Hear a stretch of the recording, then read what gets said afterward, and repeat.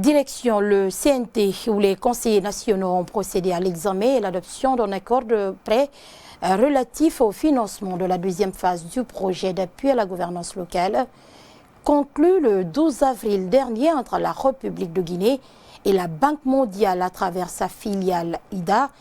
Il s'agit d'un accord de prêt additionnel s'élevant à 81 millions de dollars américains, dont la durée de remboursement est de 40 ans avec une période de grâce de 10 ans. Explication, Mariam Kakamara au Marceau. Accord de crédit relatif au financement de la deuxième phase du projet d'appui à la gouvernance locale, PAGL2, conclu entre la République de Guinée et l'Association internationale de développement IDA, signé le 13 avril 2023, est adopté par les conseillers nationaux. Il s'agit là d'un accord de prêt additionnel de 81 milliards de dollars US.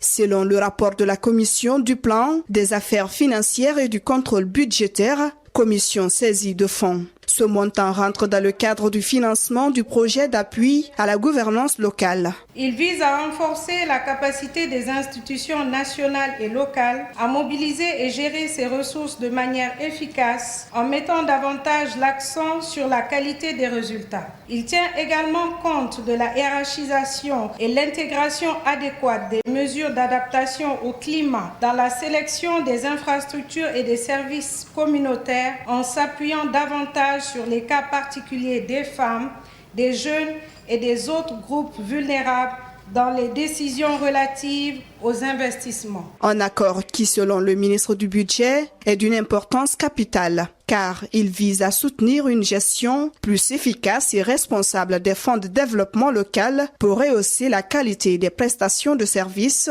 d'améliorer l'engagement des citoyens et de permettre l'inclusion, entre autres. Cet accord a été négocié dans le cadre de l'enveloppe IDA 20 qui est de l'ordre de 520 millions de dollars. 200 millions ont été affectés au financement du secteur de l'eau.